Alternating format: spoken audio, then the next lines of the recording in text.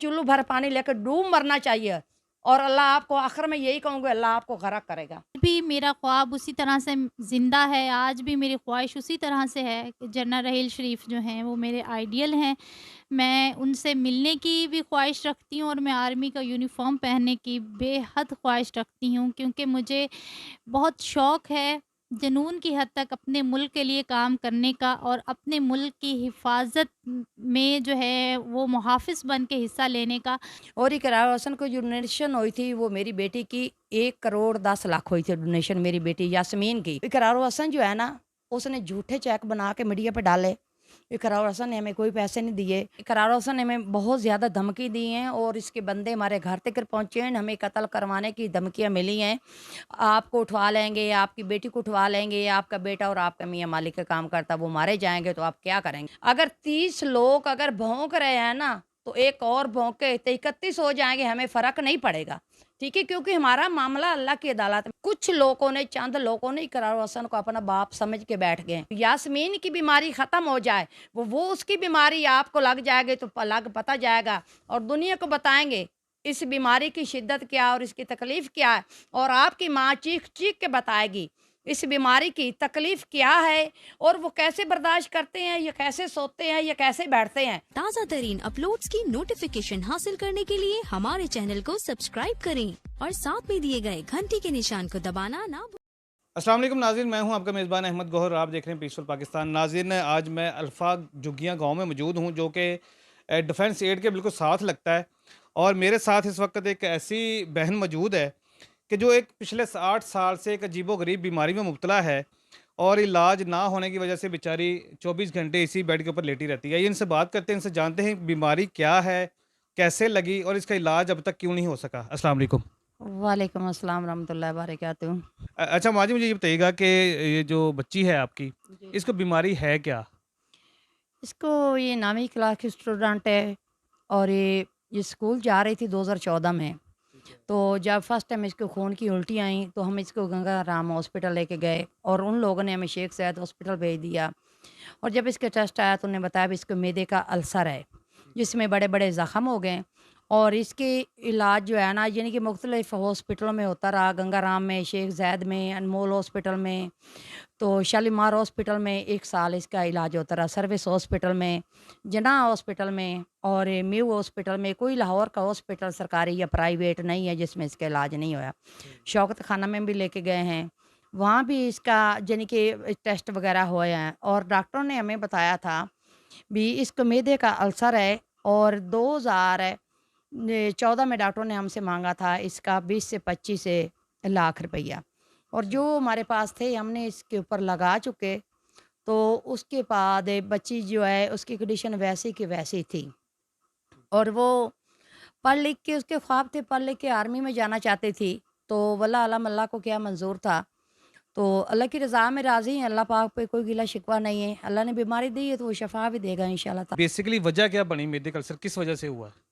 मेरे का अल्सर जो है ना, ये इसके कोई वजह का नहीं पता चला क्योंकि आपको पता है जब स्कूल में बच्चे पढ़ते हैं वो मुख्तलिफ़ चीज़ें खाते हैं और घर में खाना जो है वो भी खाते हैं और वल्लाह आलम क्या बना और अचानक से जब ये बीमार हुई और खून की उल्टी की तो डॉक्टर ने बताया अब इसको मैदे का अल्सर है। वो भी शेख ज़ायद हॉस्पिटल की रिपोर्टें जो है एंडोस्कोपी है वो हमारे पास मौजूद है और इसकी जो है ना वो 8 एंडोस्कोपी हो गई हैं और आपको पता है यूरोप में 10 साल बाद एक एंडोस्कोपी करते हैं और हमारे जो मुल्क के और हमारे पाकिस्तान के डॉक्टर हैं, वो हर डॉक्टर जो है ना वो अपना तजर्बा कर रहा था, वो सीख रहा था। अगर वो सीखते ना, तो देखो ना एक 15 साल की बच्ची थी तो उनको क्या ज़रूरत थी उसकी 8 एंडोस्कोपी करने की और इसके यानी कि बायोएसपी की रिपोर्ट हुई हुई है, सीटी स्कैन होया हुआ है।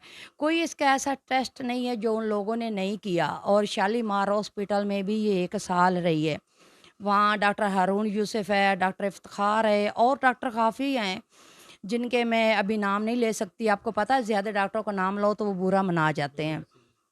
तो इस तरीके से बस इसका इलाज चलता रहा है और अभी भी चल रहा है। आँखों से खून 2016 में इसको आना शुरू हुआ है। पहले इसको खून की उल्टी आती थी। 2016 में इसकी आँखों से खून आना शुरू हुआ तो जब हॉस्पिटल में थे तो डॉक्टरों ने कोई टीम आई बाहर की, तो डॉक्टर ने बताया भई ये एक बच्ची है तो आप इसको चेक करें। और वो शालीमार में भी उन लोगों ने चेक किया और सर्विस हॉस्पिटल में भी चेक किया। उन्होंने बताया भी इसके ना दिमाग में कोई वेन है जो डैमेज हो जाती है, तो जिसकी वजह से इसकी आँखों से खून आता है। और पाकिस्तान में ना तो कोई डॉक्टर है इस चीज़ का, इस बीमारी का। और दुनिया की ये 2 बच्ची थी, एक इंडियन बच्ची थी और दूसरी ये बच्ची हमारे पाकिस्तान की, जिनकी जिसकी आँखों से खून आता है, और तीसरा कोई और बच्चा है ही नहीं है। और अगर जब भी कोई बीमारी नहीं है, तो हॉस्पिटल नहीं है, डॉक्टर नहीं है, तो इलाज किसने करना है? इलाज ही नहीं है। उन्होंने कहा भी इसका इलाज जो है ना, वो अमेरिका के किसी हॉस्पिटल से होगा, लेकिन पाकिस्तान में इसका इलाज नहीं है। पाकिस्तान में इसका इलाज नहीं है और अमेरिका जाने की हमारी हैसियत नहीं है, तो इस वजह से ये बच्ची इसी तरह लेटी हुई है। जी, जी। पाकिस्तान में इसका इलाज जितना हम करा सकते थे अपने तौर पे हमने करवाया है। और जो हमारी जमा पूँजी थी वो हम इसके ऊपर लगा चुके हैं।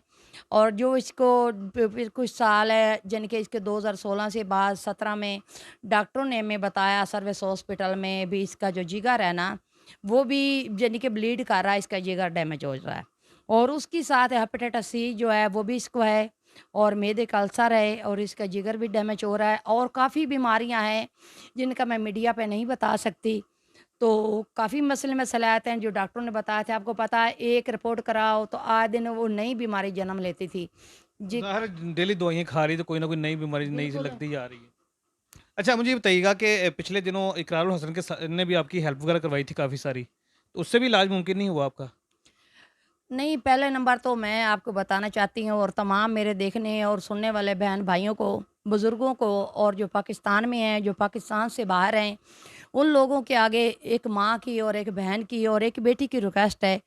आप कोई भी बात हो ना तो उसकी गहराई तक पहुँचे करो, तो उसके बाद कोई भी आपने एक्शन लेना है या कोई बात करनी है तो उसके बाद की करो, वन साइड पे आप बात ना की करो। क्योंकि आपने भी मरना है, हमने भी मरना है, ये दुनिया फ़ानी छोड़ के सब ने चले जाना है।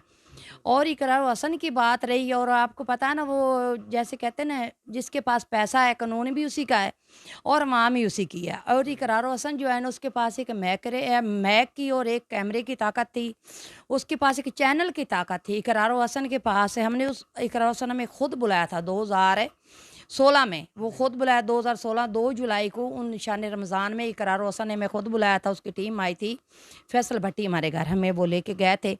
और इकरार हसन को जो डोनेशन हुई थी वो मेरी बेटी की 1 करोड़ 10 लाख हुई थी डोनेशन, मेरी बेटी यास्मीन की।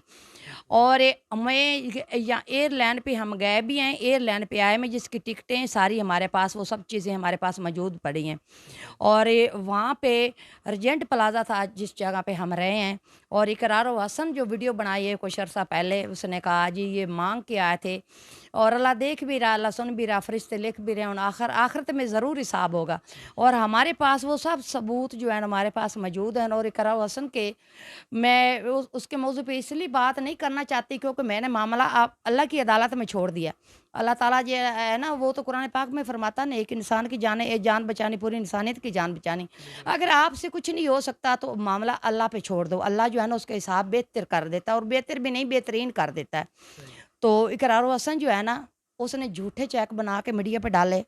इकरार हसन ने हमें कोई पैसे नहीं दिए, और उसने झूठा फेम हासिल करने लिए उसने अपने चैनल पे बैठ के एक उसने वो क्या उसका नाम है, सरेआम उसने कर दिया।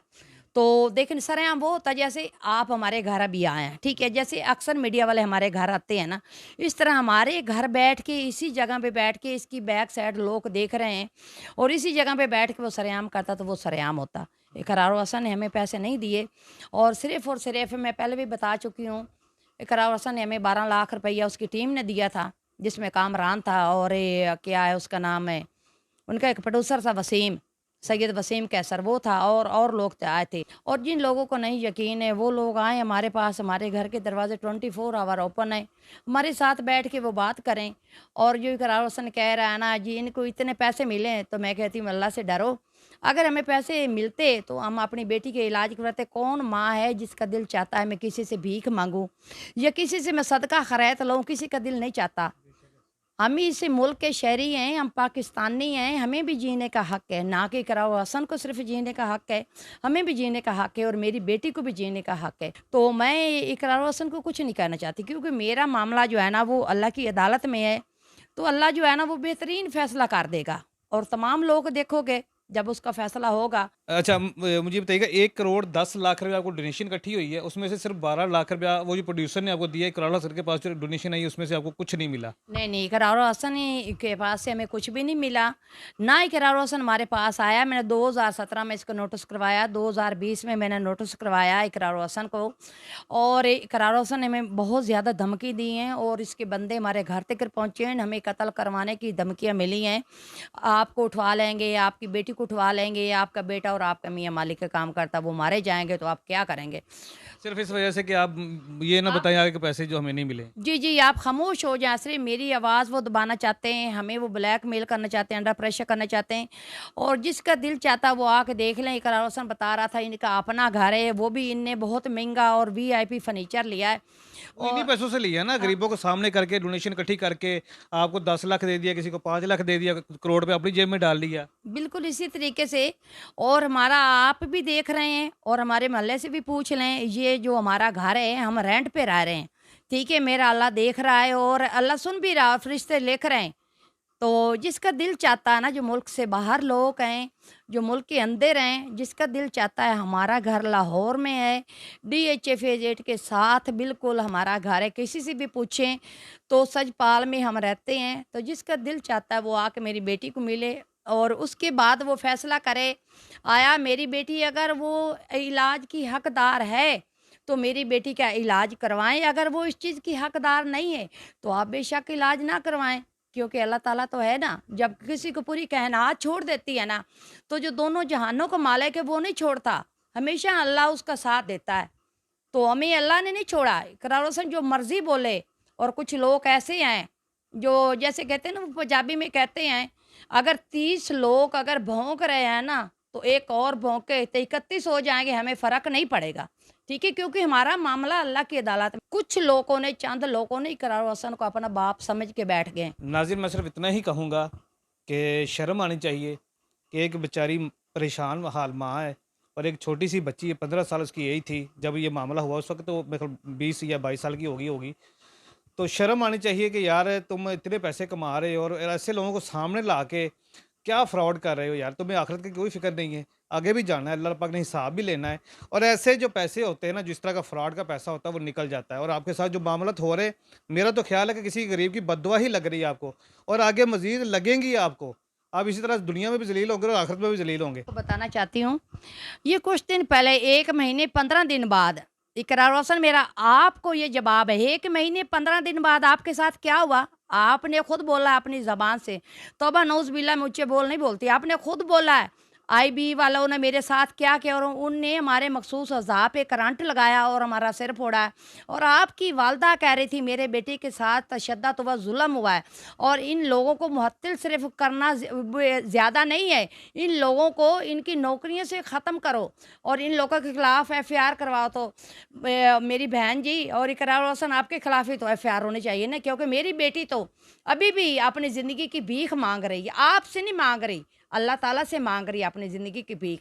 तो मैं कहती हूँ कहीं ऐसा ना हो यास्मीन की बीमारी ख़त्म हो जाए, वो उसकी बीमारी आपको लग जाएगी तो लग पता जाएगा, और दुनिया को बताएंगे इस बीमारी की शिद्दत क्या और इसकी तकलीफ़ क्या है, और आपकी माँ चीख चीख के बताएगी इस बीमारी की तकलीफ़ क्या है, और वो कैसे बर्दाश्त करते हैं, ये कैसे सोते हैं, ये कैसे बैठते हैं। तो मेरी बहन अल्लाह से डरें और अपने बेटे को समझाएं, वो होश के नाखन लाए। सिर्फ यास्मीन नहीं है, कितनी यास्मीन है, कितनी माएँ, कितनी बहनें हैं। अस्कर चीमा की पेज पे आप चेक करें, 3 लोगों की वीडियो वहाँ लगी हुई है, और मैं उस बच्चे का शुक्रिया अदा करती हूँ, अस्कर चीमा का, जो कहाँ से आया है और यहाँ तक पहुँचा है, और उसने हमारी आवाज़ बनाया, और उसको भी इकरार हसन ने 2 करोड़ का नोटिस करवाया। और आपको शर्म आनी चाहिए, चुल्लू भर पानी लेकर डूब मरना चाहिए, और अल्लाह आपको आखिर में यही कहूँगी, अल्लाह आपको गरक करेगा। अच्छा बहना, मुझे अब ये बताओ कि जिस बीमारी में मुब्तला हैं आप, जैसे माँ जी बता रही हैं कि इसका इलाज पाकिस्तान में तो मुमकिन नहीं है, तो क्या फीलिंग होती है जब आप लेटी हैं, किस तरह की तकलीफ़ होती है आपको? अस्सलाम वालेकुम तमाम मेरे देखने वाले बहन भाइयों को और बुज़ुर्गों को।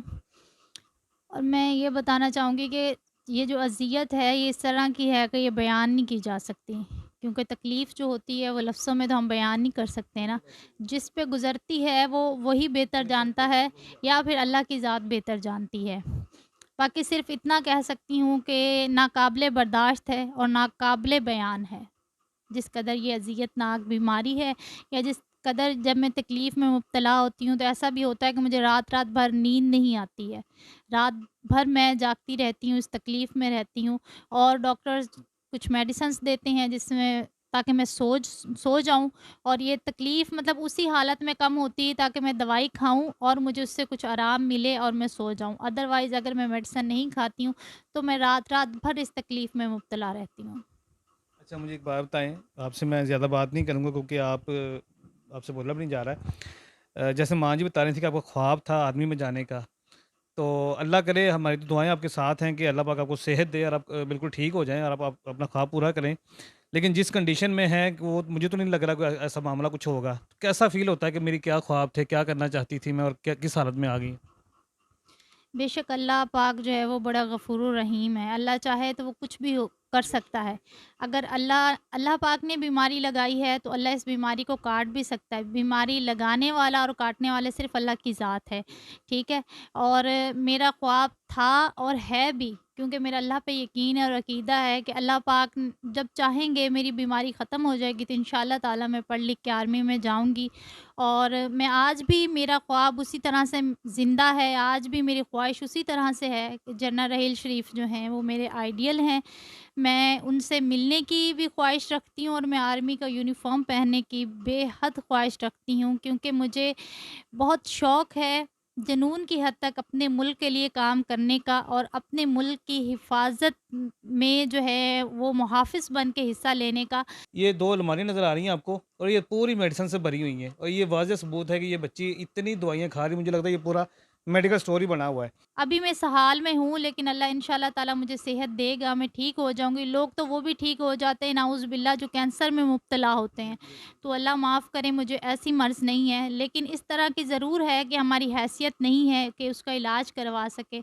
लेकिन ये है कि अल्लाह ने जिनको देने वाला बनाया है, जिनको अल्लाह ने इतना दिया हुआ है कि वो उनके ज़रिए अल्लाह मुझ तक पहुँचा के और मेरी मदद करवा के मेरा इलाज अल्लाह पाक करवा सकते हैं। और वो लोग जो अपने रब को राज़ी करना चाहते हैं, मेरी उनसे आज भी इस इंटरव्यू के दौरान भी रिक्वेस्ट है कि मैं बीमार हूँ, अगर आप लोग चाहें तो अपने थ्रू मेरी रिपोर्ट्स करवा के ये आप लोग क्लियर कर सकते हैं कि मुझे बीमारी है कि नहीं। और हर जो बीमारी है वो मैं मीडिया पे नहीं बता सकती हूँ क्योंकि बहुत से जैसे मेरी वालिदा ने कहा ऐसे मसले हैं जो मैं किसी के साथ शेयर नहीं कर सकती हूँ और बाकी जो हैं वो मीडिया पे मैं 2014 से शेयर कर रही हूँ। तो अगर कोई अल्लाह की रज़ा की खातिर मेरी हेल्प करना चाहता है तो वो मेरे इलाज के लिए मदद करे। अगर कोई इलाज करवाना चाहता है तो वो इलाज करवाए। ना सिर्फ़ ये मेरी रिक्वेस्ट पाकिस्तान में रहने वाले बुज़ुर्ग हज़रात और बहन-भाइयों से है बल्कि जो बाहर के मुल्क में रहते हैं, आउट ऑफ़ कंट्री में रहते हैं, मेरी उनसे भी रिक्वेस्ट है क्योंकि मैं पढ़ लिख के